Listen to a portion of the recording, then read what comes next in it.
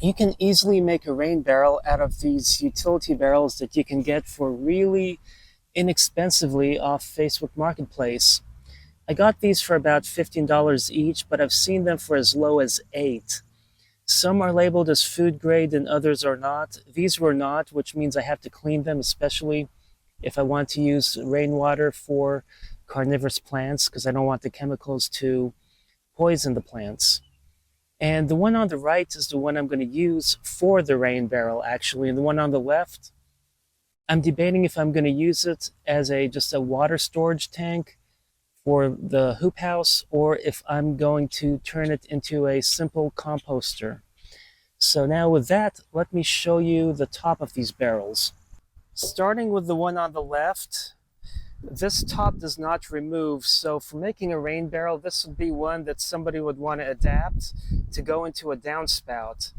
Now this one here I can easily turn. This one here I need to get something to get it removed, but you can already see some paint residue in there, so this does have to be washed out. And then if I want to put a faucet, I'm going to need a good long socket wrench that I can actually reach down there. So this is going to be tricky to do that, but it is doable.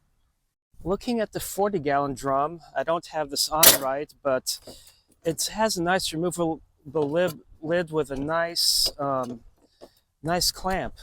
So this is really cool, and essentially you can see some residue here. This looks like some adhesive, and I can't seem to get the lid off the clamp unless I work it. So now I have this thing I can use separately from this, or I could build a contraption to have it flow into this. I don't know if this comes out or pops out, but anyway, I could do that, but this would be easier to reach down to get the bottom tight, but look at all this debris in there. So if I lift this over and shake it, you can see how much residue. So I'll have to make this into a barrel, a rain barrel that is, then clean out the interior, and then fill it up with water and let it rinse out. And then after it rains, I'll have to test it with a TDS meter before I actually use it on carnivorous plants. Now, what is needed for a rain barrel? Let me show you the simple materials you need. There is no need to spend $100 or more on a rain barrel from the store when you can easily build your own. So for starters, one thing you need is a downspout. Now, I bought 2 different ones, and there's a reason why I bought 2. The first one is an all brass one, and this one will be fine to use on a regular rain barrel where you're going to water regular plants. But to be safer with carnivorous plants, I decided to go with a plastic one for the rain barrel that I'm going to use for collecting rainwater. And looking at these, the plastic one's going to be a lot thicker because it's weaker than metal and bulky. Not the most pleasant, but anyway, that's what I'm going to be using for that one. So with that, I can consolidate boxes, and I have this to work with. Now, one other thing that is needed is a drill bit of the right size, and I have a set of Forstner bits, and even though the nut is pretty wide, I want to make sure that I can maximize the surface area in contact to prevent leakage. So I'm trying to find one that's going to be a good tight fit, and this one is it. And this size, in case anyone's wondering, is a 1 inch for that 1 inch size. So that's the one I'm going to use. And now discussing needing a bit, you can tell that a drill is also necessary. Now, one more thing with regards to the metal one. For the metal one, you see how this one you can put a socket bit on and easily turn. This one, you probably have to do it by hand or use a pipe wrench. So you want a really long socket if you're going to reach in here, because you can't really get your hand in there. And I don't have a really long one for that, so I could use a pipe. but I want to also know what size socket to use. So this one is not going to work, and this is one of those fancy ones that can use different sizes. So I have another one which is a 13/16 inch. That's still a little small.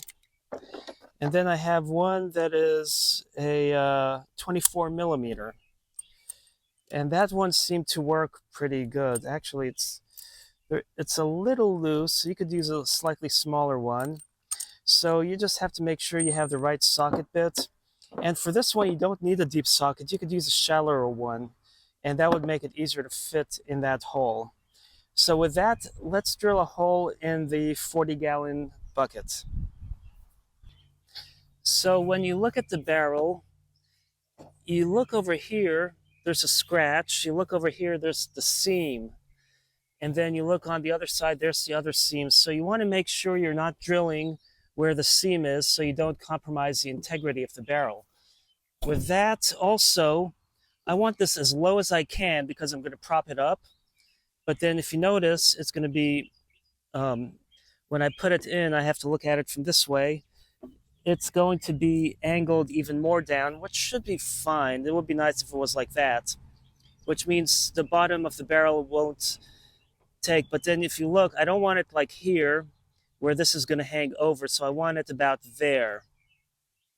So if this is the middle here, and that's the middle there, and that scratch is bothering me, I'm going to use the other side, which because these are used, it has another scratch as well. But anyway, so right here and here, and what's nice is it has this patching here in the middle, and I'm going to drill right through the center of that with the Forstner bit. So I'm going to like stick this in the center and start very slowly.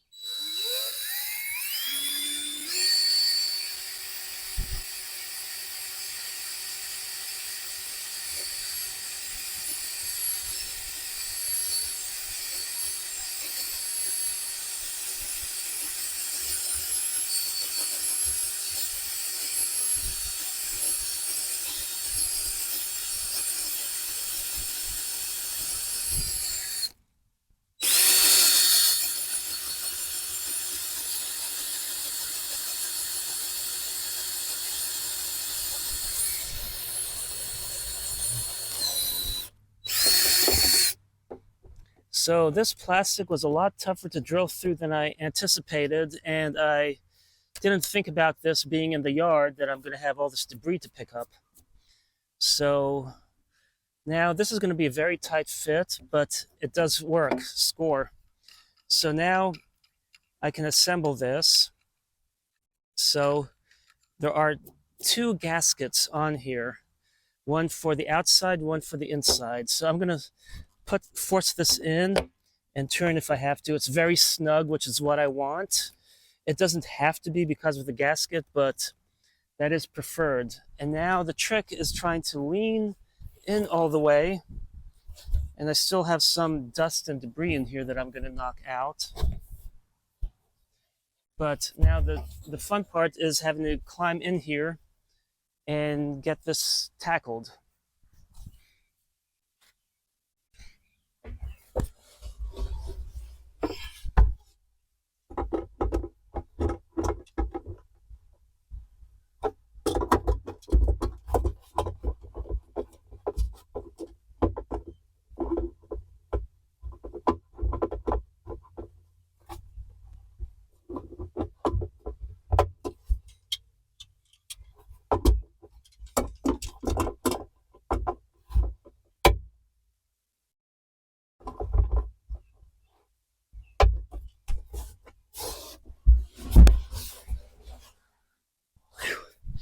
Had to use a wrench to make sure it's tight. One other thing you need is for the top. I was going to use landscape fabric, but then I found these online and I got a 2-pack, even though I just need a 1-pack, and they're too big, and I noticed that, but they basically come on with a drawstring, and they seem like they'll keep all the mosquitoes out, which is nice, and all the debris. So trying to see how tight this drawstring works. It is quite a feat to tighten it around here. So doing so, though, I want it tight so the rain falls. If I want, it's better to sag so then the rain drops and then sags in there. And this is way too big because they anticipate larger barrels and hanging down. But if I get it under the slip, that will suffice. But, you know, I'm just testing this out. I really need to clean the inside. And if I had like a little toilet brush handy that isn't contaminated from the toilet, that would be a good thing to use. So I may have to swing by the Dollar Tree and get one. But then I can put this piece on and get that. It won't go around that lip. So just testing it though, it does help a little bit. And here we go. I like the fact that it's recessed a little bit because that means the water that falls won't bounce off and splatter and will be more efficient at collecting rainwater. But it won't be very viable until I get all of the paint debris out. So then I can now prop it up where I want to, nice and elevated. And I have a good working rain barrel that cost me $15 for the barrel, and then about maybe, let's just say $10 for the spout. And I think the two of these were about $6 or $7 off Amazon.